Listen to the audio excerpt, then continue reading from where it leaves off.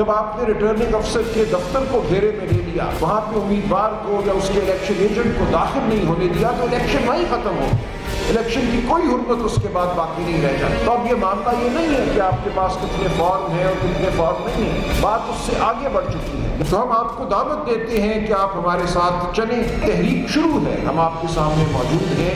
आप इंसानी तारीख पे नजर दौड़ाएं, किसी एक कौम के बड़े फैसले अदालतों में नहीं, फैसले हमेशा सड़कों पे होते हैं, हमेशा मैदानों में होते हैं। ये तारीख का एक अनमिट उसूल है, पाकिस्तान के फैसले भी बिलाखिर सड़कों पे होंगे।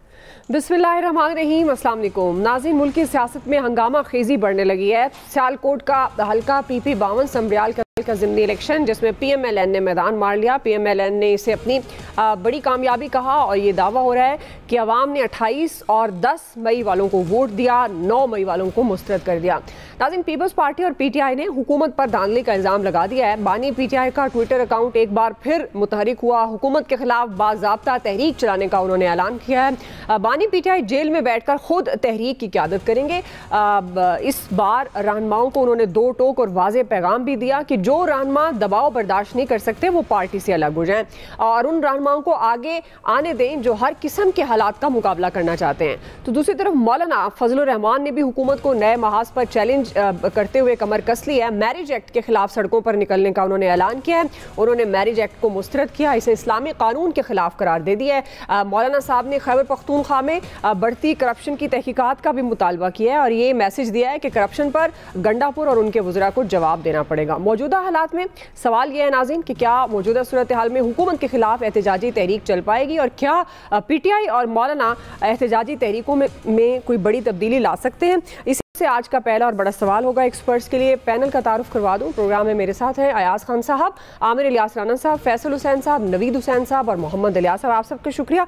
नवीद साहब, आपसे आगाज़ करी हूँ, चूँकि अब गवर्नमेंट के ख़िलाफ़ कोई तहरीक, ख़ासतौर पर जिस तरह से अब बानी PTI जेल में बैठ के खुद लीड करेंगे और उन्होंने एक मैसेज भी बड़ा स्ट्रॉन्ग दिया अपनी जमात को कि जो डट कर खड़े हो सकते हैं उनके साथ वो पार्टी में रहें, वरना दूसरे लोगों को आगे आने दें। तो आपको लगता है कि क्या PTI खुद हुकूमत के खिलाफ कोई तहरीक चला सकती है? और जब मौलाना और PTI, क्योंकि पहले भी इनका इत्तेहाद बना था लेकिन उस तरह से वर्क नहीं कर पाया, तो क्या आपको लगता है कि ये मौलाना और पाकिस्तान तहरीक इंसाफ मिलकर कोई एहतजाजी तहरीक में बड़ी तब्दीली ला सकते हैं? नवीद साहब। अच्छा, तो देखिए, मेरे ख्याल में मौलाना साहब जो है वो तो एक वो अपनी सियासी जो उनकी स्ट्रैटेजी है वही लेके चलते हैं और उनकी गिव एंड टेक की स्ट्रैटेजी है और इसी तरह से अपने आप को पॉलिटिकली रेलेवेंट रखने के लिए और कुछ ना कुछ मफादात, सियासी मफादात जो है वो गवर्नमेंट से लेने के लिए वो हमने देखा है बारहा उन्होंने इसी तरह के जो है वो प्रोटेस्ट किए या प्रोटेस्ट की धमकियां दी। तो मेरे ख्याल में मौलाना साहब की इस चीज़ को तो प्रोटेस्ट की इस कॉल को तो सीरियस नहीं लेना चाहिए और ना ही गवर्नमेंट मेरे ख्याल में इसको सीरियस लेगी। हमने देखा कि वो जब 26वीं आईनी तरमीम, उस वक्त मौलाना साहब बहुत गुस्से में थे और बड़ी उन्होंने अपने कद से ज़्यादा जो है अपना पॉलिटिकल वेट बना लिया था। लेकिन उस वक्त भी देखा गया PTI ने बहुत कोशिश की कि इनको विन ओवर करे, मौलाना साहब को अपनी साइड पे ले जाए, लेकिन मौलाना साहब ने वही जो उनका वतीरा है, उनकी सियासी जो तरीक़ाकार है कि उन्होंने अपना गिव एंड टेक किया और उसके बाद खामोश होकर बैठ के। तो अभी भी मुझे लगता है कि कुछ इसी तरह की चीज़ जो है वो मौलाना साहब की जो प्रोटेस्ट की कॉल है उसको देखें ना, वो एक तीर से 2 शिकार कर रहे हैं। एक तरफ जो है वो PTI के खिलाफ खेल रहे हैं कि जी KP में करप्शन हो रही है और दूसरी तरफ जो है फेडरल गवर्नमेंट के खिलाफ के जो ICT में जो चाइल्ड मैरिज का जो एक्ट है उसके खिलाफ जो है वो एक तीर से 2 शिकार कर रहे हैं। तो मेरे ख्याल में वो उनकी जहां तक उनकी बात है तो उनको तो सीरियस नहीं लेना चाहिए और ना ही गवर्नमेंट मेरे ख्याल में लेगी। जहां तक PTI का सवाल है तो PTI तो जो है वो तो प्रोटेस्ट ही करती आ रही है और अभी भी PTI को अच्छी तरह इस बात का अंदाजा है कि जब तक कि जो जिन बैसाखियों के सहारे चल के ये गवर्नमेंट इक़्तिदार में आई है, जब तक वो बैसाखियां इनके पास हैं और वो बैसाखियां बहुत मजबूत बैसाखियां हैं, तो गवर्नमेंट का जो है पीटीआई कुछ नहीं बिगाड़ सकती, वो जो भी करे, जिस तरह से भी हमने देखा बारहा जो भी उन्होंने प्रोटेस्ट किए, वो प्रोटेस्ट जो है उनका कोई भी कामयाब नहीं हुआ। और हमें पाकिस्तान में हमेशा से यही हुआ है कि जब तक कि आपके पास एस्टैब्लिशमेंट की सपोर्ट नहीं होगी, आपका कोई भी किसी किस्म का प्रोटेस्ट जो है वो हुकूमत वक्त के खिलाफ जो है वो कामयाब नहीं होगा। लेकिन इस यहाँ पे एक चीज है कि पीटीआई के पास इसके अलावा चारा भी क्या है, ठीक, यानी प्रोटेस्ट करने के अलावा वो और कर क्या सकते हैं। उन्होंने तो जो भी जो 9 मई के बाद से जो मामलात उनके साथ हुए, या इलेक्शन से पहले की मैं बात करूंगा कि इलेक्शन से पहले से जो मामलात उनके साथ हो रहे थे, तो उसमें तो मेरे ख्याल में वो पीटीआई बिल्कुल कॉर्नर हुई है। और कोई उसका अलायंस बनना, मौलाना साहब की अपनी सियासत है, वो पीटीआई के साथ मेरा नहीं ख्याल कि अलायंस बनाएंगे। पीटीआई के अंदर भी जो है वो कमजोरियां हैं, शायद वो एक आवाज में बात नहीं हो रही, वो मुख्तलिफ आवाजें हैं। और यही मेरे ख्याल में चीज इमरान खान साहब को भी फ्रस्ट्रेट कर रही है। और इसी वजह से उस दिन उन्होंने ये जो बयान दिया है कि जो खड़े नहीं हो सकते, जो प्रेशर नहीं बर्दाश्त कर सकते, वो पार्टी को छोड़ दें। तो जब तक गवर्नमेंट के साथ बैसाखियां मौजूद हैं, वो बैसाखियां मजबूत हैं, उन्हीं के सारे वो चल के आई हुई है, तब तक गवर्नमेंट को घबराने की जरूरत नहीं है। और पीटीआई का कोई प्रोटेस्ट मेरे ख्याल में कोई खातर खा जो है वो चैलेंज नहीं क्रिएट कर पाएगा। आप समझते हैं कि जब तक बैसाखियां हुकूमत के साथ, जाहिर है उन्हें घबराने की जरूरत नहीं है, और पाकिस्तान तहरीक इंसाफ का भी एहतजाज उस तरह से सक्सेसफुल होता नजर नहीं आ रहा। जी आमिर साहब, ये असूल नहीं है कि जी अगर इस्टेब्लिशमेंट साथ है तो आप सब कुछ कर सकते हैं, और इस्टेब्लिशमेंट साथ नहीं है तो आप कुछ नहीं कर सकते। 2014 में establishment full time Imran Khan के साथ निकली, 16 में निकली, नाकाम रहे। फिर इस्टेब्लिशमेंट और अदालतें और पीटीआई इकट्ठी हुई और फिर नवाज शरीफ को निकाल सके। ये नहीं है कि जी ये सिर्फ इसकी वजह से होता है, आपकी अपनी कुछ कारकर्दगी भी होनी चाहिए, कुछ काम भी होना चाहिए। अब पीटीआई के अंदर पीटीआई खुद एक दूसरे की मुखालिफ है, किसी और को तो जरूरत ही नहीं है कुछ करने की। आलिया हमजा ने पंजाब में थोड़ा सा काम शुरू किया, उनके अंदर जनाब वो सलमान अकरम राजा जो सेक्रेटरी जनरल है, वो उसके ऊपर खुद आके बैठ गए कि जनाब मैं कमेटी का सरबराह हूं। इमरान खान ने वापस किया जब वो संबड़ियाल का इलेक्शन लड़ रही थी। अब वहां पे 33-30 का था मुकाबला, 33 पे पीटीआई थी, 30 पे पीएमएलएन थी, और वहां पे उन्होंने मेहनत की। इस दफा फौज पे इल्जाम नहीं लगाया, इस दफा पुलिस पे इल्जाम लगा रहे हैं। बहुत अच्छी बात है, क्योंकि फौज पे बराह रास्त इमरान खान लगे हुए हैं। कहीं वो general field marshal Asim Munir को कहते हैं कि जनाब वो इसलिए मेरे खिलाफ हैं कि बेगम बुशरा के साथ राब्ते में थे जब मैंने राब्ते की कोशिशें की, जब मैंने इन्हें डीजीआईएसआई की सीट से हटाया था। और साथ ही वो 21 दिसंबर 2023 का लोगों ने ट्वीट साथ कर दिया कि जनाब मैंने नहीं निकाला। मतलब इमरान खान की कोई बात है सीधी, उस वक्त कहते थे मैंने नहीं निकाला, अब कहते हैं मैंने निकाला। तो कौन सच्चे मियाँ हैं? मतलब सबसे बड़े मियाँ तो वो सच्चे मियाँ खुद इमरान खान है ना, कि कभी किसी बात पे माशाल्लाह टिक के रहे नहीं, कैंसिल माई लास्ट ऑर्डर के ऊपर खड़े हैं। तो क्या पॉपुलैरिटी आप ढूंढेंगे जब 19 मई को लाहौर से यास्मीन राशिद ने शायद कुछ सीबीएम्स के तहत रिहा होना था, लेकिन उस सीबीएम से पहले इमरान खान साहब ने कहा कि नहीं मैं तो एस्टैब्लिशमेंट से ही बात करूंगा, मैं एस्टैब्लिशमेंट और हुकूमत के लोगों के साथ नहीं बैठूंगा। उन्होंने अपने ही लोगों को लताड़ दिया कि क्यों गए। उन्होंने फिर कहा कि आपने भेजा था, हमारी मजाल है हम चले जाएं या हमारे से कोई बात कर लेगा।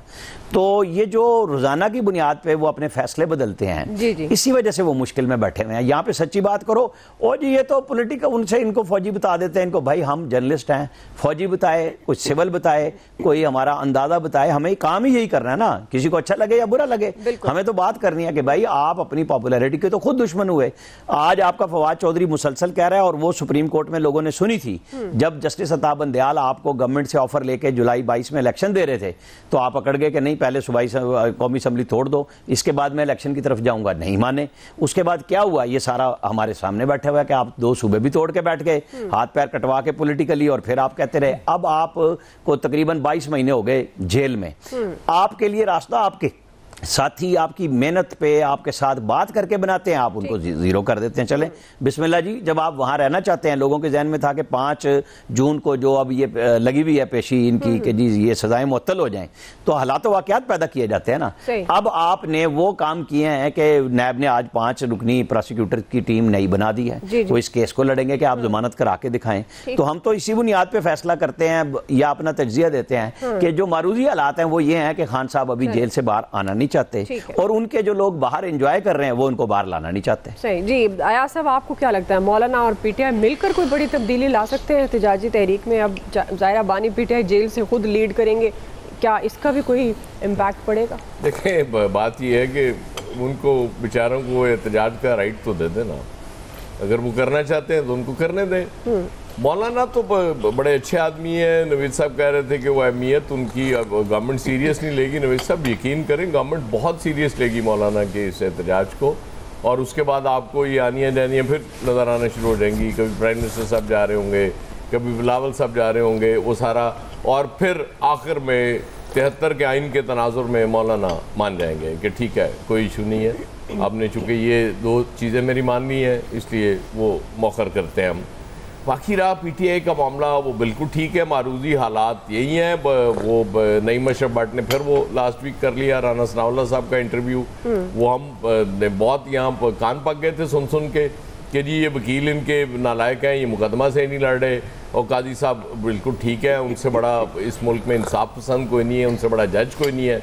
उन्होंने वो बता दिया कि चूँकि काजी साहब को इस नहज तक पहुँचा दिया था इमरान खान साहब ने, इसलिए उन्होंने फिर जो उनसे हो सका किया, तो वो तो अदलिया भी सारी उन्होंने बर्बाद करके रख दी।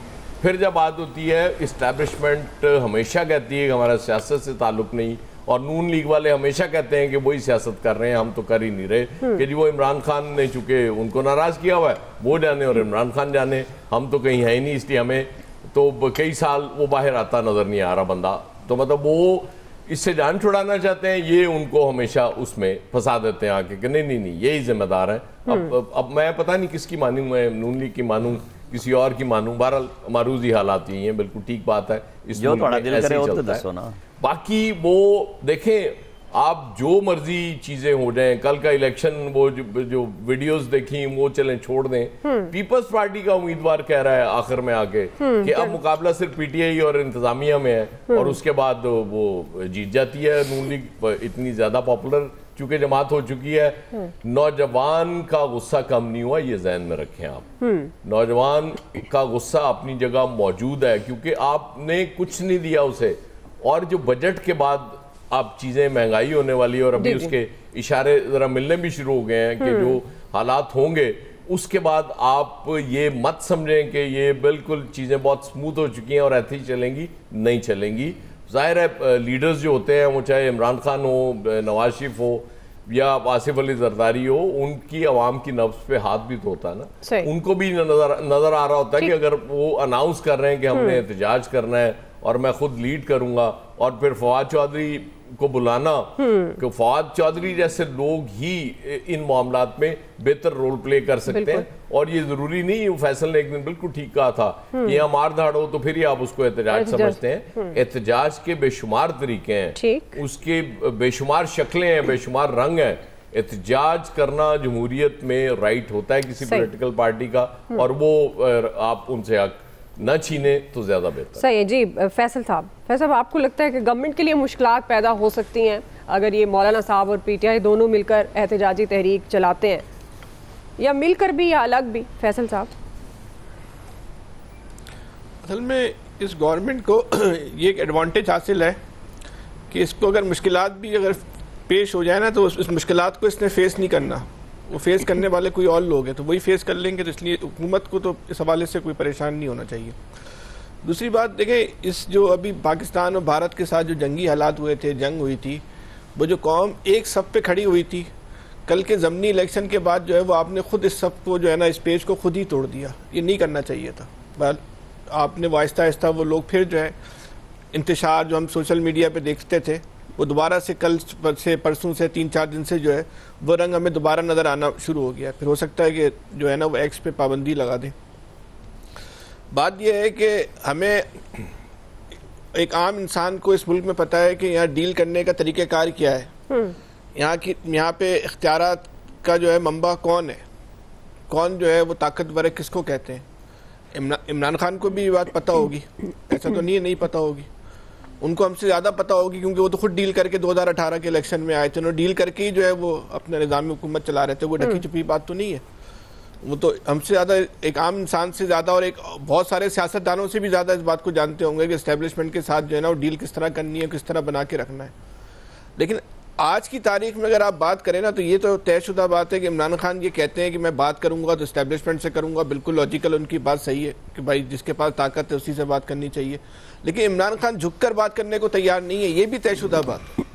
परसों उनका जो इमरान खान का जो 2 दिन पहले ट्वीट आया है, उस ट्वीट के बाद तो ये बात बिल्कुल तय हो गई कि आप इमरान खान को रहा करें या नहीं करें।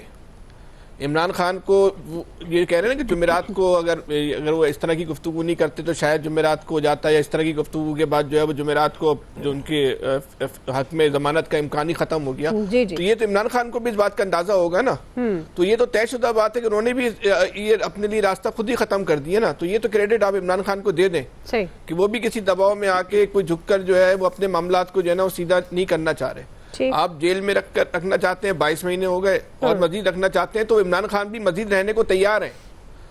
ये क्रेडिट बहरहाल जो है ना पाकिस्तान की सियासत में आज नहीं तो कल तारीख में जो है वो इमरान खान को मिलेगा। आज तक जो कुछ हम देख रहे हैं अपनी आंखों से कि इमरान खान बहरहाल दबाव में आके झुककर जो है वो अपने मामलात को सीधा करने को तैयार नहीं है। ठीक, तो आज ऐसे दौर में कि जब लोग ताकत की तरफ हर अपना सब कुछ जो है निछावर करने को तैयार हों, अगर कोई आदमी खड़ा हुआ है तो कम से कम कुछ नहीं कर सकते तो अप्रिशिएट ही कर लें। सही जी। इलियास साहब देखिए, एक दफ़ा फिर जो था, पहले मुज़ाकरात की बात आ रही थी, लेकिन अब मुज़ाकरात नहीं, अब एहतजाज की कॉल है, जो जिसके बारे में उन्होंने खुद कह दिया बानी PTI ने कि अब जी एहतजाज होगा और जो एहतजाज है।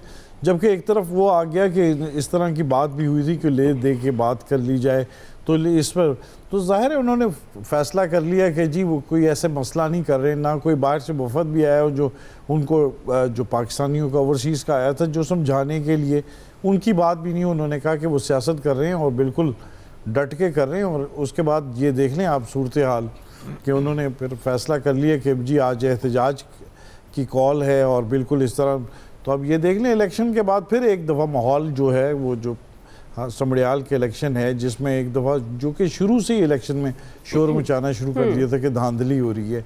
अगर PTI अकेले में शोर मचाती तो फिर उसके बाद को कंसीडर किया जाता, लेकिन जब उसको पीपल्स पार्टी की जानब से ये एहतजाज किया गया कि जी धांधली हो रही, जो उनके इत्तेहादी हैं सबसे बड़े, उन्होंने भी ये साबित कर दिया कि जी धांधली हुई है।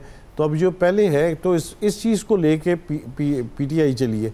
जहाँ तक मौलाना का, मौलाना अपनी एहतजाज करेंगे, ये अपना एहतजाज करेंगे, लेकिन ये एहतजाज का देखिए कोई फ़ायदा भी है, जैसे पहले भी किया, गवर्नमेंट पे प्रेशर डाल रहे हैं, तो प्रेशर किस हद तक गवर्नमेंट बर्दाश्त कर लेगी गवर्नमेंट को लिए। तो ये कोई ऐसा देखने में नहीं आ रहा कि इसको गवर्नमेंट की कोई बात मान ली, इनकी बात मान ली, या कोई ऐसे जैसे पहले कहा गया था मुज़ाकरात में कोई बातचीत की जाए। तो इस सिलसिले में ये जो है एहतजाज वगैरह ये मुल्क के लिए बेहतर नहीं है, क्योंकि इसमें मुल्क के नुकसान है कि आगे भी जब बजट भी आ रहा है, फिर एक दफ़ा गवर्नमेंट के लिए एक है मसला, लेकिन इतना ज़्यादा देखने में नहीं मसला आ रहा कि जी। आमिर साहब कमेंट करना चाह रहे थे। आपको याद होगा ईद उल फितर से पहले कहते थे ईद के बाद ग्रैंड अपोजिशन एहतजाजी तहरीक चलाएगी, अब अकेले पे आ गए, मसला नतीजा आप खुद देख लीजिएगा। सही चले। बहरहाल बुनियादी क्या हुकूमत के खिलाफ एहतजाजी तहरीक चल पाएगी, और मौलाना साहब और PTI क्या ये दोनों मिलकर या अलग अलग भी अगर एहतजाजी तहरीक चलाते हैं तो क्या कोई बड़ी तब्दीली ला सकेंगे? राय आपने जान ली है। अभी हम एक ब्रेक ले रहे हैं, ब्रेक से वापस आएंगे। दूसरा बड़ा सवाल, बजट की तैयारियां फाइनल राउंड में पहुंच गई हैं, हुकूमत ने अपने अहदाफ भी सेट कर लिए हैं। हम सवाल ये उठा रहे हैं कि बजट में हुकूमती तरजीहात क्या होंगी? राय लेंगे ब्रेक के बाद। हमारी तरक्की की ज़रूरियात का तकाजा बढ़ रहा है, लेकिन उसके साथ साथ जो फाइनेंशियल डिसिप्लिन है उसके तकाज़ों पर अमल करते हुए हमारी डेवलपमेंट की एलोकेशन सुकड़ रही है, जिसकी बड़ी वजह यह है कि हमारे आधे अखराजात कर्ज़ों की अदायगी में जा रहे हैं और वफाकी हुकूमत सूबाई हुकूमतों के हिस्से के फंड्स जारी करने के बाद बमुश्किल इतने उसके हिस्से में वसाइल रहते हैं कि वो कर्ज़ों की अदायगी कर सके। नाज़रीन, हुकूमत 10 जून को बजट पेश करने जा रही है और उसके लिए तैयारियां भी जारी है। रवा माली साल के अहदाफ का जायजा लिया जा रहा है और आइंदा साल के लिए टारगेट्स सेट किए जा रहे हैं। वफाकी वज़ीर एहसन इकबाल की ज़ेर सदारत सालाना प्लान कोऑर्डिनेशन कमेटी ने अहम बजट अहदाफ की मंजूरी दी है। खबरें ये भी आ रही हैं कि IMF ने पेट्रोल और डीजल पर कार्बन लेवी आयद करने का मुतालबा कर दिया और ये कह दिया कि लेवी से सालाना 25 अरब रुपए हासिल किए जाएं। अब बजट में तनख्वाहदार तबके को मामूली नोयत का रिलीफ दिए जाने का भी इम्कान है। इसी पर ये सवाल आपसे आगाज़ कर रही हूँ, चूँकि अब बजट की तैयारियां फाइनल राउंड में पहुँच गई हैं, हुकूमत ने अपने अहदाफ भी सेट कर लिए। आप क्या समझते हैं कि बजट में हुकूमती तरजीहात क्या होंगी, क्या होनी चाहिए? बस बात यह है कि ये हमारी भी तरजीह है, हमारी भी मजबूरी है कि जब बजट आता है तो हमें बहस करनी होती है। अब तो सारा साल, कई साल से, साल से ये चक्कर है कि बजट सारा साल आता रहता है, मिनी बजट आते रहते हैं, ऑर्डिनेंस आते रहते हैं, मुज़ाकरात चलते रहते हैं। पहले होता था साल में एक दफ़ा पेट्रोल, बिजली, गैस अनाउंसमेंट होगी, तनख्वाहों की हो गई और बस ठीक है जी चल पड़े बजट। अब तो 15 दिन बाद पेट्रोल है और हर महीने बाद बिजली का है कि जी कभी कमी कभी बेशी, और तनख्वाह है ठीक है वो 7 से 10% की बात हो रही है। और इसातिज़ा पे जो टैक्स 25% इन्होंने ख़त्म किया था स्पेशल, जो उनके ऊपर नहीं था और लगा दिया था 1 जनवरी से, वो शायद वापस होगा। बाकी कुछ लेने देने में कुछ आई नहीं। अब तो सब चीज़ें सामने आया कि जी अच्छा जी खाने पीने से लेके हर चीज़ तो तायुश में आ गई कि जनाब ये बाहर से इम्पोर्ट होकर आती है, लिहाजा इसके ऊपर इतनी ड्यूटी और बढ़ा दो और ड्यूटी बढ़ा दो। जो हम लास्ट भी प्रोग्राम में बात कर रहे थे, असल इशू वो है कि ताजिर जो हमारा, चाहे वो परचून वाला है या कोई है, बड़ा ताजिर है छोटा ताजिर है, उसके अंदर लिबर्टी लाहौर का भी आ जाएगा, उसमें तारिक रोड कराची का भी आ जाएगा, उसमें इस्लामाबाद की अपारा भी, मेलोडी भी, जितनी आप मार्केटें पेशावर की, मुल्तान की, जहाँ की भी कर लें, ये तो टैक्स नहीं देते ना, आप ले सकते हैं। तो फिर ले दे के तनख्वाहदार तबका ही है, इधर से मारो, इधर से थप्पड़ मार दो, इधर से खींच दो, गपशप करो। बजट क्या है, हर चीज़ ओपन है। हमारे खर्चात ज़ाहिर डिफेंस के बढ़ने हैं, अब और बढ़ने हैं, जस्टिफाई भी हो गए। पहले बहुत तनकीद होती थी, लेकिन कर्जे भी देने हैं, वापस भी करने हैं, नए भी लेने हैं। है क्या हमारे पास कि हम कहें कि जी ये मशवरा हमारा बड़ा है? असल है हुक्मरान जुर्रत पैदा करें और ताजरों से टैक्स लें, तभी बात जाके बनेगी, वरना नहीं बनेगी। आप टैक्स लगाते चले जाएंगे, कर्जे लेते चले जाएंगे, जो असल है। फिर उसके बाद ही जब आप टैक्स पूरा लेंगे तो एक्सपोर्ट ओरिएंटेड काम हो सकेगा। वो नहीं हो रहा तो बस फिर यही है जो चाल बेढंगी सी। ठीक जी, अयाज साहब। लेकिन वो अब तो बजट भी फॉर्म 47 के तहत आता है और ये फॉर्म 47 IMF का है। कभी फॉर्म 45 के तहत आया करता था तो एहतजाज का कोई फ़ायदा भी हो जाता था कि चले ये चीज़ वापस हो जाएगी। अब वो भी इम्कानात ख़त्म हो गए हैं। सबसे बड़ा अज़ाब हमारे लिए होता है विद होल्डिंग टैक्स। वो इतनी चीज़ों पे लगा देते हैं, हमें समझ ही नहीं आ रही होती कि वो अपना आप चेक जमा कराने जा रहे हैं, उस पर भी पैसे कट रहे होते हैं, वो कैश कराने जा रहे होते हैं, उस पर भी पैसे कट रहे होते हैं। अब कुछ इस तरह की फिर तजावीज़ हैं जी 50,000 से ज़्यादा पे विद होल्डिंग टैक्स लगेगा। वो अल्लाह के फजल से हम मतलब विद होल्डिंग टैक्स वाली कौम बन चुके हुए हैं। इससे ज़्यादा हमारी पहचान और कोई नहीं है। उसकी वजह है कि टैक्स हमने नहीं लेना, जहाँ से लेना है वो सवाल ही नहीं पैदा होता। और वो IMF को भी नज़र आ रहा होता है क्योंकि ये वहाँ से नहीं ले सकते तो चलें। तनख्वाहदार है वो अल्लाह के फजल से, वो इस कौम बेहतरीन, मतलब उनसे ज़्यादा कुर्बानी पाकिस्तान की तारीख में कोई और न दी है, किसी ने न दे सकता है। वो MNAs की तनख्वाहें बढ़ जाएँ, वज़रा की तनख्वाहें बढ़ जाएँ, वो सारी अपनी मराद बढ़ा लें, उस पर IMF को कतन कोई एतराज़ नहीं होता। उसकी वजह है कि वो फॉर्म 47 जब उन्होंने देना है तो फिर जिन लोगों ने उस फॉर्म 47 पे अमल करना है वो फिर उनको फ्री हैंड देते हैं कि यार आप ठीक है, आप चूँकि बहुत सबसे ज़्यादा गरीब आप लोग हैं, इसलिए सबसे ज़्यादा मराद भी आपकी होनी चाहिए, तनख्वाहें भी सबसे ज़्यादा आपकी बढ़नी चाहिए। और वो हम सुनते हैं जी वो मुशीर बढ़ा लिए, उनकी तनख्वाह कोई नहीं है।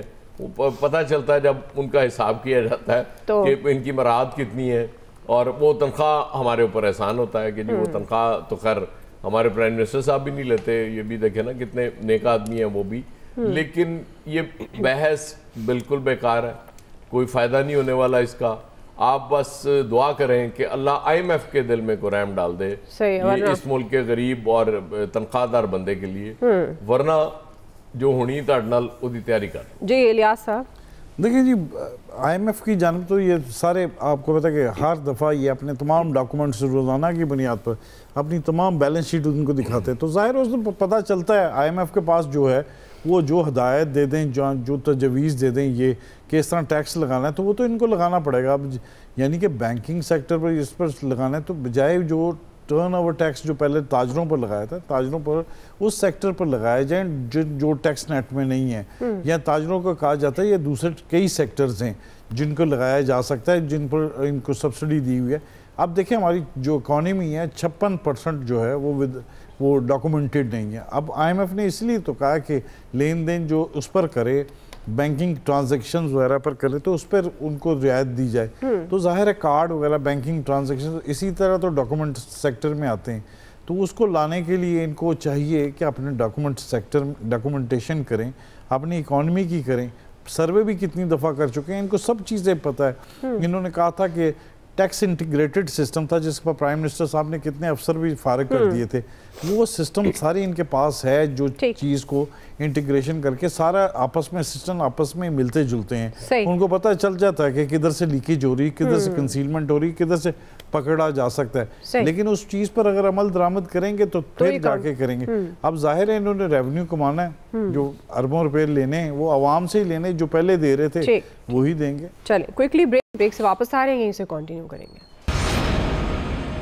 वेलकम बैक नाज़रीन। फैसल साहब, क्या तरजीहात हुकूमत की होनी चाहिए बजट अहदाफ में? प्राइम मिनिस्टर कह रहे हैं पाकिस्तान को मुस्तहकम आलमी मईशत बनाने के लिए वो पुरअज़्म है, लेकिन अभी तक की जो इतलात हैं 4100 अरब का तरक्याती प्लान जिसमें तालीम, सेहत, पानी के मंसूबे नज़रअंदाज किए गए हैं। तो आपको लगता है कि ये जो हम बार बार तनख्वाहदार तबके की भी बात करते हैं, तो क्या गवर्नमेंट कुछ सोचेगी? देखिए, बकरों की और गाय की कुर्बानी तो हफ्ते के दिन होगी, और हम तनख्वाहदार लोगों की कुर्बानी जिस दिन बजट आएगा उस दिन होगी। तो इस महीने जो है 2 कुर्बानियाँ होंगी, अल्लाह ताला रहम फरमाए।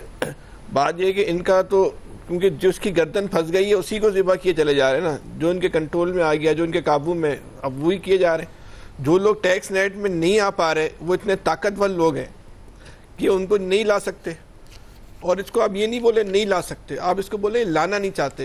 ये माफिया का अलायंस है, और ये माफिया जो है यही लोग जो है ऐवानों में जाके बैठते हैं, यही लोग जो है वो ताकतवर मराकज़ में होते हैं, यही लोग फैसला साज हैं, यही लोग पॉलिसी साज हैं, और यही लोग वो हैं जो कारोबार कर रहे हैं। तो ये गठजोड़ है पाकिस्तान में माफियाओं का। ये ताकतवर लोगों का मुल्क है, ताकत के तहत इस मुल्क में जो है ना एक ही असूल के तहत चलता है कि जिसकी लाठी उसका भैंस। और आज हम और आप जो इसलिए टैक्स नेट में आ गए कि हमारी आपकी आवाज़ उठाने वाला कोई नहीं है। अगर हमारी और आपकी आवाज़ उठाने वाला कोई होता, और वो कौन होता, वो माफिया नहीं हो सकती थी, वो कोई सियासी कुव्वत हो सकती थी, क्योंकि इस मुल्क में सियासत नहीं हो रही। तो हमारी आपकी आवाज़ उठाने वाला भी कोई नहीं है। ये जो तनख्वाहदार लोग हैं ये भी लाखों करोड़ों हैं, बिल्कुल, और ये एक वोट बैंक है। लेकिन क्योंकि अब सियासत नहीं है तो ठीक है, बस कोई फर्क नहीं पड़ता। अभी देख लीजिएगा, अभी दोनों हाथों से जो है ना ये हशर करेंगे तनख्वाहदार आदमी का, अल्लाह ताला रहम फरमाए। नवीद साहब,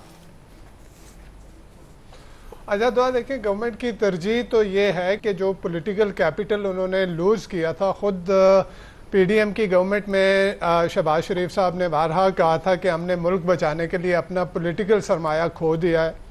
तो वो जो पॉलिटिकल सरमाया खोया था, अभी इकोनॉमी स्टेबलाइज हुई है, तो वो कोशिश गवर्नमेंट की ये होगी कि वो किसी ना किसी तरीके से उस पॉलिटिकल कैपिटल को अगर सारा नहीं तो कुछ ना कुछ रीगेन करें। लेकिन प्रॉब्लम यहाँ पे ये आ रहा है कि गवर्नमेंट के पास ये है कि एक तो वो तनख्वाहदार तबके को जो है वो रिलीफ दे, दूसरा रियल स्टेट सेक्टर को जो है उसको रिलीफ दे, और उसके साथ साथ डिफेंस बजट जो है उसको बढ़ाए। लेकिन यहाँ पे मसला ये है कि आपके इख्तियार में कुछ नहीं है, वो सब कुछ जो है वो इख्तियार है IMF का, और IMF ने इन तीनों चीज़ों के ऊपर जो है वो एतराज़ उठा लिया है। वो उसको डिफेंस बजट के ऊपर भी एतराज़ है, उसको आवाम को रिलीफ देने के ऊपर भी एतराज़ है, उसको रियल स्टेट सेक्टर को रिलीफ देने के ऊपर भी एतराज़ है। प्रॉब्लम यह है कि आपकी फाइनेंशियल सॉवरेनिटी जो है वो आपकी पॉलिटिकल सॉवरेनिटी को जो है उसको डिसाइड करती है, और फाइनेंशियली सॉवरन जब आप होंगे जब IMF के चुंगल से निकलेंगे। देखें ना, अगर इस वक्त डिफेंस बजट जो कि बहुत जरूरी है, जो इंडिया के साथ जिस तरह के मामलात हमारे आए हैं और आगे भी मोदी जिस तरह से बढ़के मार रहा है, तो उसमें तो आपको डिफेंस बजट बढ़ाना है, लेकिन आपने तो सब कुछ गिरवी रखा हुआ है IMF के पास। तो चाहिए, जरूरी बात यह है कि आप अपने पॉलिटिकल सरमाए को छोड़ें, ठीक, आप बाकी शॉर्ट टर्म गेन को छोड़ें, आप जो है अपने मुल्क को अपने पांव पे खड़ा करें, IMF के चुंगल से निकलें, ताकि आप इंडिपेंडेंटली, अगर आवाम को रिलीफ देना चाहें आप इंडिपेंडेंट हो, आप डिफेंस बजट बढ़ाना चाहें आप इंडिपेंडेंट हो। सही है। चलें नवीद, पॉइंट आ गया, वक्त खत्म हो गया जी। आप सबका बहुत शुक्रिया। आज के एक्सपर्ट से इतना ही, ख्याल रखिए, अल्लाह हाफिज़।